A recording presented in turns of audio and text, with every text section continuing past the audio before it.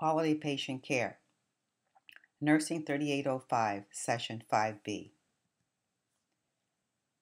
Patient safety is the cornerstone of high-quality healthcare. Much of the work defining patient safety and practices that prevent harm have focused on negative outcomes of care, such as the mortality as well as morbidity. Nurses are critical to the surveillance and coordination that reduce such adverse outcomes.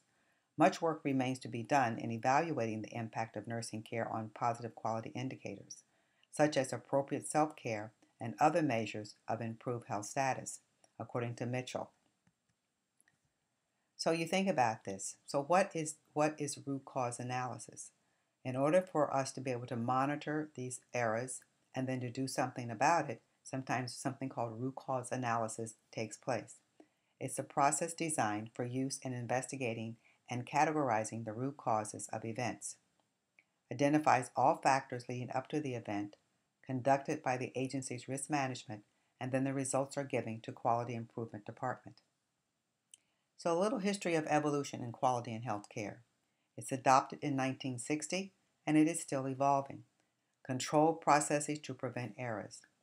Proactive approaches to prevent them, as well as monitoring processes to control them. We have several members of quality that were not related to healthcare.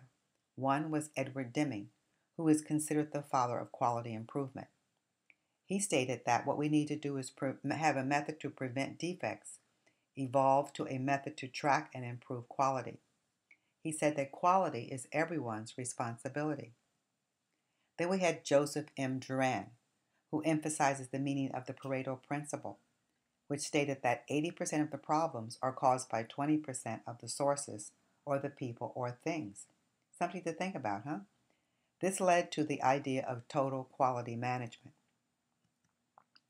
And then the third is Bill Crosby, who is considered the father of zero defects. Proposed simplification of everything so all could understand and then communicate quality efforts to the organization. Remember, I think you've probably heard the phrase or the concept, keep it simple. That is very, very true. So if it's very simple, it's easy to understand, it's easy to pass on.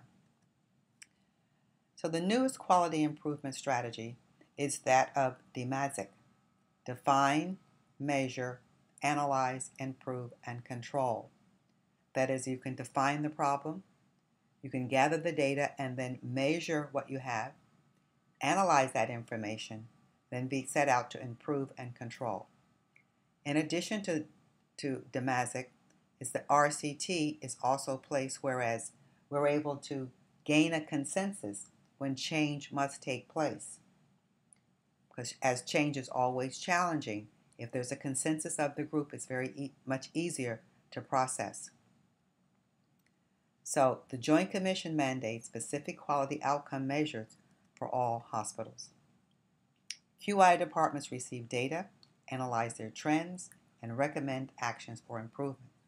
A continuous quality improvement council, quality circles, and service lines that collaborate to improve client care. An indicator and metrics are used. You have a quality indicator, which is an item of concern, and then you have a metric, which is an indicator measurement that is being monitored. When performance improve, what is performance improvement, you might say? Sometimes the terms are there and gets a little confusing.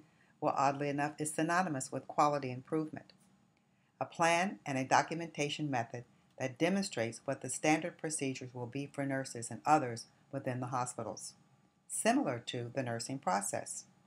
Assess, diagnose, plan, implement, and evaluation. So it'll be very easy for us to remember.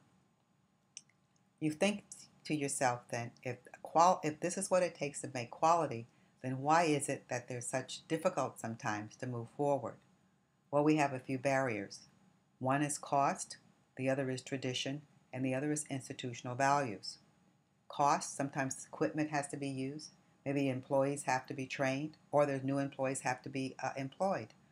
All of these things are cost. Or institutional values. What are they? Are they ones that they want to save money? Or are they ones that they just want a certain application to be gathered? So we have to think about these things because they definitely are barriers to improvement at times. Quality improvement methods must be, you have to have a commitment to continuous quality improvement. They must empower nurses, as nurses are on the job 24/7. They have to be empowered because they are there all the time. Collecting data systematically, anticipating the risks so as to prevent them, working in groups with sense of collaboration, because everyone wins when nurses become involved and invested in being a part of the group, willing to make things work well. Thus, it is critical to be knowledgeable about the current CQI method.